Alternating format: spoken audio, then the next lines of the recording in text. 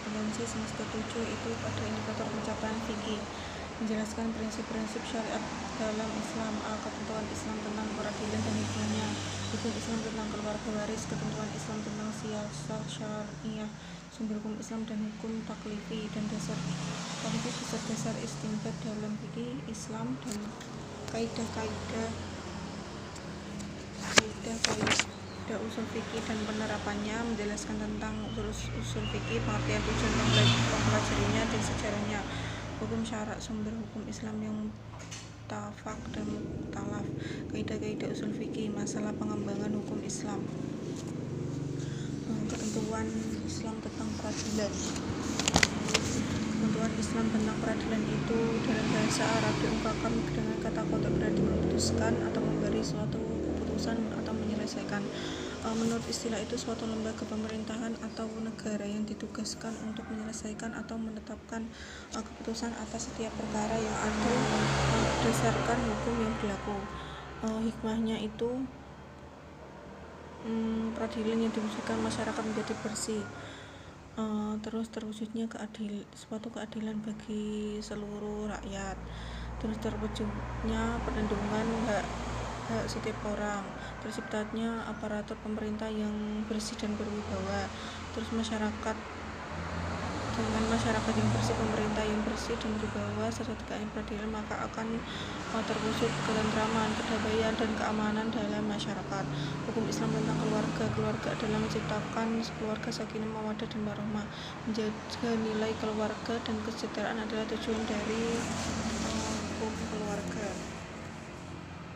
Hukum waris merupakan suatu hukum yang mengatur kekayaan seseorang setelah ia meninggal, mengenai bagaimana memindahkan kekayaan seseorang itu setelah ia tiada.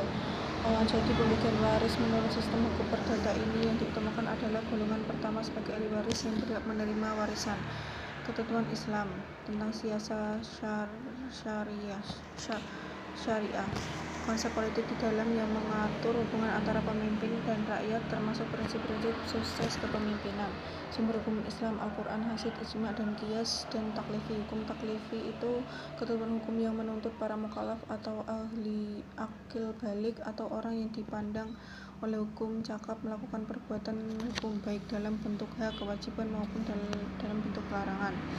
Dasar-dasar istinbat dalam fikih Islam. Istinbat hukum dikenal dalam ilmu fikih sendiri sebagai metode deduktif, yaitu metode penarikan kesimpulan khusus dari dalil-dalil yang sifatnya umum.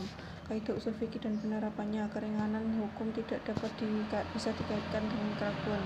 Besarnya pahalamu tergantung pada usahamu. Jika tidak mampu mengerjakan secara keseluruhan, maka tidak boleh meninggalkan semuanya. Sesuatu yang haram diambil, maka haram pula memberikannya. Pengertian usul fikih itu dalil-dalil syar'i yang umum dipandang dari hukum-hukum yang umum pula pada dasar yang dijadikan pijakan ilmu fikih. Tujuan mempelajarinya itu yakni mampu menunjukkan kaidah-kaidah usuliyah yang menjadi alasan istinbat hukum. Terus sejarah usul fikih lantas muncul sebagai bentuk respon doktrin peradaban Islam untuk tantangan tersebut. Ijtihad para ulama memainkan peranan penting di situ, terutama dalam mencari jawaban berbagai persoalan yang belum pernah mereka temukan sebelumnya. Sejak itulah ijma'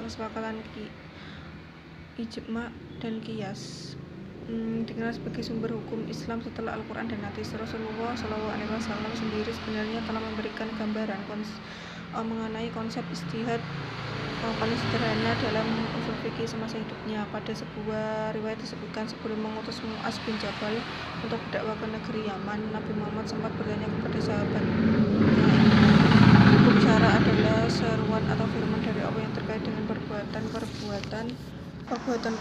para mukallaf, baik berupa tuntutan, pemberian pilihan, penetapan sesuatu sebagai pengatur hukum. Terus sumber hukum Islam yang muttafaq, sumber hukum yang disepakati, Al-Quran, hadis, ijma', kesepakatan boleh dari mujtahid dan qiyas, dan mukhtalaf itu sumber hukum yang tidak disepakati, itisan, maslahah mursalah, suatu perbuatan yang dilakukan demi kemaslahatan bersama. istisab itu menyertai. Azuzariah itu menutup jalan atau mencegah hal-hal yang bisa membawa atau menimbulkan terjadinya suatu kerusakan. Kaidah usul fikih, keringanan hukum tidak bisa dikaitkan dengan keraguan itu. Maka yang pertama tadi, masalah pengembangan hukum Islam itu muncul banyaknya permasalahan-permasalahan yang cenderung baru belum ada sebelumnya sehingga harus ditetapkan hukumnya.